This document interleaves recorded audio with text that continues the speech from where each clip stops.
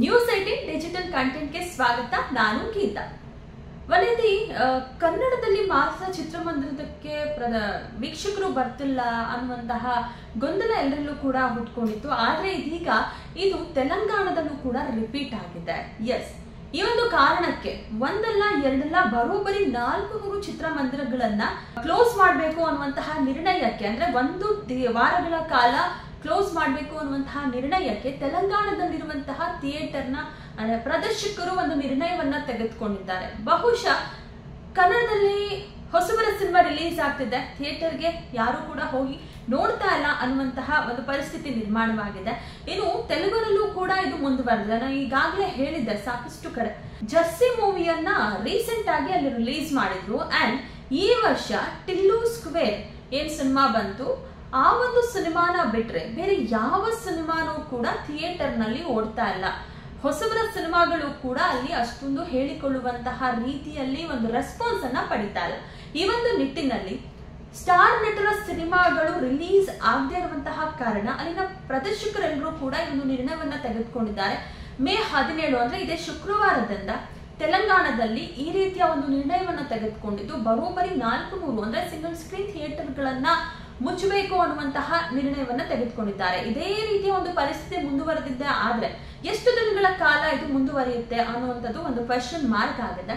ಇದ್ರ ಜೊತೆಗೆ ಥಿಯೇಟರ್ ಮಾಲೀಕರ ಒಂದು ವಿಚಾರವನ್ನು ನಾವು ಗಮನಿಸಬೇಕಾಗಿದೆ. ಯಾಕಂದ್ರೆ ಥಿಯೇಟರ್ ರಶ್ ಇದ್ದಾಗ, ಅಂದ್ರೆ ನಟರ ಸಿನಿಮಾಗಳು, ದೊಡ್ಡ ದೊಡ್ಡ ಸ್ಟಾರ್ ನಟರ ಸಿನಿಮಾಗಳು ಬಂದಾಗ ಒಂದು ಸಿನಿಮಾಗೆ ಒಳ್ಳೆಯ ರೆಸ್ಪಾನ್ಸ್ ಸಿಗ್ತಿದೆ ಅನ್ನುವಂತಹ ಸಮಯದಲ್ಲಿ ಒಂದು ಪಾರ್ಕಿಂಗ್ ಆಗಿರಬಹುದು, ಅಲ್ಲಿರುವಂತಹ ಅಂಗಡಿಗಳಾಗಿರಬಹುದು, ಎಲ್ಲವೂ ಕೂಡ ಫ್ರೀನೇ ಇಲ್ವೇನೋ ಅನ್ನುವಂತಹ ರೀತಿಯಲ್ಲಿ ಕೆಲಸವನ್ನ ಮಾಡ್ತಿರ್ತಾರೆ. ಸೊ ಇದೆಲ್ಲವೂ ಕೂಡ ಬಂದಾದಾಗ ಏಕಕಾಲಕ್ಕೆ ಅವರ ಹೊಟ್ಟೆಪಾಡಿನ ಗತಿ ಏನು, ಅವರಿಗೆ ಲಾಭ ಎಲ್ಲಿಂದ ಬರುತ್ತೆ, ಅದು ಕೂಡ ಅವರಿಗೆ ನಷ್ಟ ಆಗೇ ಆಗುತ್ತೆ.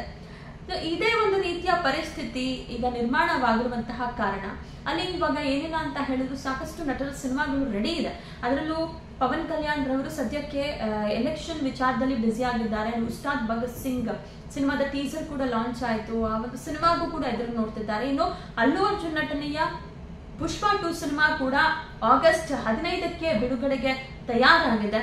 ಇದರ ಜೊತೆಗೆ ದೇವರ ಸಿನಿಮಾ ಏಪ್ರಿಲ್ ಅಲ್ಲಿ ರಿಲೀಸ್ ಆಗ್ಬೇಕಿತ್ತು, ಬಟ್ ಆದ್ರೆ ಅಕ್ಟೋಬರ್ಗೆ ಆ ಒಂದು ದಿನ ಪೋಸ್ಟ್ಪೋನ್ ಆಗಿದೆ. ಇನ್ನು ಪ್ರಭಾಸ್ ಅವರ ನಟನೆಯ ಕಲ್ಕೆ ಸಿನಿಮಾ ಕೂಡ ಬಿಡುಗಡೆಗೆ ತಯಾರಾಗಿದೆ. ಸೊ ಎಲ್ಲವೂ ಕೂಡ ಒಂದಾದ್ಮೇಲೆ ಒಂದು ಲೈನ್ ಅಪ್ ಆಗಿದೆ. ಆದ್ರೆ ಸದ್ಯಕ್ಕೆ ಅಂದ್ರೆ ಜನವರಿಯಿಂದ ಮೇವರೆಗೂ ಕೂಡ ಯಾವುದೇ ಸ್ಟಾರ್ ನಟರ ಸಿನಿಮಾಗಳು ಕೂಡ ರಿಲೀಸ್ ಆಗ್ತಾ ಇಲ್ಲ. ಈ ಒಂದು ಕಾರಣಕ್ಕಾಗಿ ಪ್ರದರ್ಶಕರೆಲ್ಲರೂ ಕೂಡ ಈ ಒಂದು ನಿರ್ಧಾರಕ್ಕೆ ಬಂದಿದ್ದಾರೆ.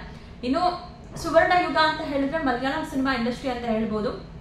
ಯಾಕಂದ್ರೆ ಮಲಯಾಳಂ ಸಿನಿಮಾದಲ್ಲಿ ಮಲಯಾಳಂನಲ್ಲಿ ರಿಲೀಸ್ ಆದಂತಹ ಪ್ರೇಮಲು ಒಂದು ರೀತಿ ತೆಲುಗಿನ ಒಂದಷ್ಟು ಸ್ಲ್ಯಾಂಗ್ ನ ಬಂದಿದೆ. ತೆಲುಗು ಡೈಲಾಗ್ಸ್ ಗಳಾಗಿರ್ಬಹುದು, ಅಥವಾ ತೆಲುಗುನಲ್ಲಿ ಒಂದು ಕಾನ್ವರ್ಸೇಷನ್ ಆಗಿರಬಹುದು, ಅವರು ಎಲ್ಲರೂ ಕೂಡ ಆಂಧ್ರ ಪ್ರದೇಶಕ್ಕೆ ಬಂದಾಗ ಆಗುವಂತಹ ಒಂದು ಫ್ರೆಂಡ್ಶಿಪ್ ಆಗಿರ್ಬೋದು. ಈ ಒಂದು ಕಾರಣಕ್ಕೆ ಆ ಒಂದು ನೇಟಿವಿಟಿಗೆ ತಕ್ಕಂತೆ ತೆಲುಗಿನಲ್ಲೂ ಕೂಡ ಹಿಟ್ ಆಗಿತ್ತು ಪ್ರೇಮಲು ಸಿನಿಮಾ. ಆ ಒಂದು ಸಿನಿಮಾ ಅಂದ್ರೆ ಮಲಯಾಳಂನ ಸಿನಿಮಾ ಹಿಟ್ ಆಗಿದ್ದನ್ನ ಬಿಟ್ರೆ, ಬೇರೆ ಟಿಲ್ಲು ಸ್ಕ್ವೇರ್ ಸಿನಿಮಾನ ಬಿಟ್ರೆ ಯಾವುದೇ ಸಿನಿಮಾ ಕೂಡ ಹಿಟ್ ಆಗಿಲ್ಲ.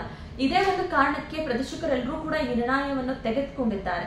ಸೊ ಮುಂದಿನ ದಿನದಲ್ಲಿ ಏನಾಗುತ್ತೆ ಗೊತ್ತಿಲ್ಲ, ಯಾವಾಗ ಸ್ಟಾರ್ ನಟರ ಸಿನಿಮಾಗಳು ಬರುತ್ತೆ ಅಂತಾನೂ ಕೂಡ ಹೇಳಕ್ ಆಗಲ್ಲ. ಇನ್ನು ಕನ್ನಡದಲ್ಲೂ ಕೂಡ ಇದೇ ರೀತಿಯ ಒಂದು ಪರಿಸ್ಥಿತಿ ನಿರ್ಮಾಣವಾಗಿದೆ. ಈ ವಾರ ಅಂದ್ರೆ ಶುಕ್ರವಾರ ಏನಿಲ್ಲ ಅಂತ ಹೇಳಿದ್ರು, ಕೃಷ್ಣ ನೀ ಬೇಗನೆ ಬಾರು ವಿಷ್ಣುವರ್ಧನ್ ಅವರ ನಟನೆಯ ಸಿನಿಮಾ, ಜೊತೆಗೆ ಮತ್ತೊಂದು ಸಿನಿಮಾ ಉಪೇಂದ್ರ ಅವರ ನಟನೆಯ ಜೊತೆಗೆ ನಿರ್ದೇಶನದ ಸಿನಿಮಾ ರಿಲೀಸ್ ಆಗ್ತಾ ಇದೆ. ಅದ್ರ ಜೊತೆಗೆ ಕಿರಾತಕ 2 ಅನ್ನುವಂತಹ ಸಿನಿಮಾ ಕೂಡ ರಿಲೀಸ್ ಆಗ್ತಿದೆ. ಕರ್ನಾಟಕದಲ್ಲಿ ಕನ್ನಡ ಸಿನಿಮಾಗಳ ಮರು ಬಿಡುಗಡೆ ಆಗ್ತಿದ್ರೆ ತೆಲುಗಿನಲ್ಲಿ ಸ್ಟಾರ್ ನಟರ ಸಿನಿಮಾಗಳಿಗೆ ಕಾಯ್ತಾ ಇದ್ದಾರೆ ಅಲ್ಲಿನ ಆಡಿಯನ್ಸ್. ಒಂದ್ ರೀತಿ ಒಂದು ಸಿನಿಮಾ ರಿಲೀಸ್ ಆಗ್ತಿದೆ ಅಂತ ಹೇಳಿದ್ರೆ ಅಲ್ಲೆಲ್ಲರೂ ಕೂಡ ಜಾತ್ರೆನ ಸೆಲೆಬ್ರೇಟ್ ಮಾಡ್ತಾರೆ. ಆ ರೀತಿ ಇರುತ್ತೆ ಒಬ್ಬೊಬ್ಬ ನಟನ ಒಂದು ಸಿನಿಮಾ ಥಿಯೇಟರ್ಗೆ ಬಂದಾಗ ಅವ್ರು ಪಡುವಂತಹ ಖುಷಿ. ಸೊ ಈಗ ಅದೆಲ್ಲವೂ ಕೂಡ ಥಿಯೇಟರ್ ಅಂಗಳದಲ್ಲಿ ಮರೆಯಾಗಿದೆ.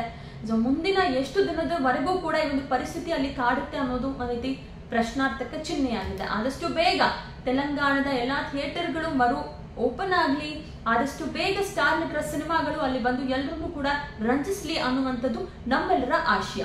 ಸೊ ಇದಾಗಿದ್ದು ಈ ಹೊತ್ತಿನ ವಿಶೇಷ. ನೋಡ್ತಾರೆ ನ್ಯೂಸ್ 18 ಕನ್ನಡ, ಜಾಲ ನಮ್ಮದು, ಬಲ ನಿಮ್ಮದು.